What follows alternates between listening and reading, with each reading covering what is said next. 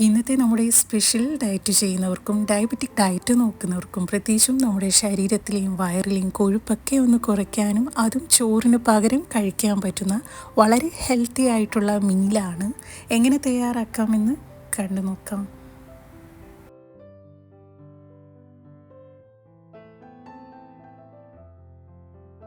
ഇത് തയ്യാറാക്കാനായിട്ട് ഇവിടെ ഞാൻ 3/4 കപ്പ് ബാർലി വാഷ് ചെയ്ത് 2 മണിക്കൂറോളം സോക്ക് ചെയ്തെടുത്തിട്ടുണ്ട്.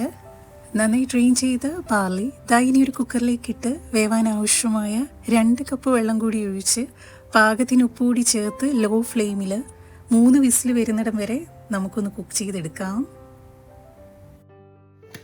നമ്മുടെ ബാർലിയൊക്കെ കുക്കായിട്ടുണ്ട്. അധികം അങ്ങ് വെന്തു പോകേണ്ട, ചോറ് വേവുന്ന പാകത്തിന് കുക്ക് ചെയ്താൽ മതി.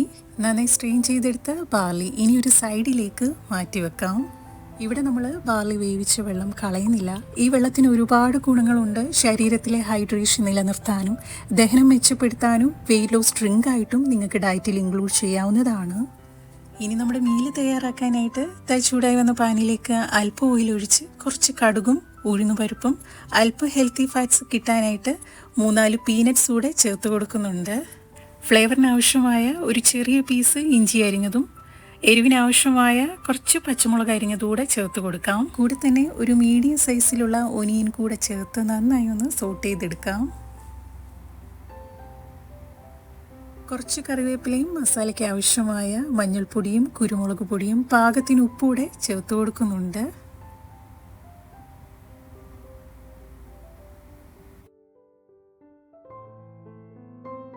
ടേസ്റ്റ് ഒന്ന് ബാലൻസ് ചെയ്യാനായിട്ട് കുറച്ച് ചില്ലി ഫ്ലേക്സ് കൂടെ ചേർത്ത് കൊടുക്കാം.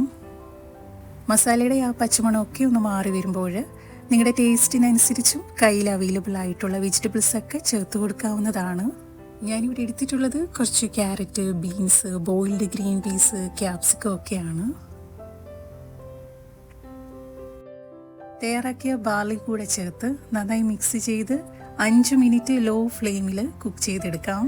ബാർലി വെച്ചിട്ടുള്ള ഒരുപാട് ഡയറ്റ് സ്പെഷ്യൽ റെസിപ്പീസ് നമ്മുടെ ചാനലിൽ അപ്ലോഡ് ചെയ്തിട്ടുണ്ട്.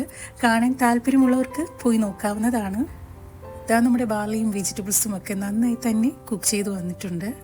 ഇനി അല്പം ഫ്ലേവറിന് വേണ്ടി കുറച്ച് മല്ലിയില അരിഞ്ഞതും ലെമൺ ജ്യൂസും കൂടെ ചേർത്ത് കൊടുക്കാം.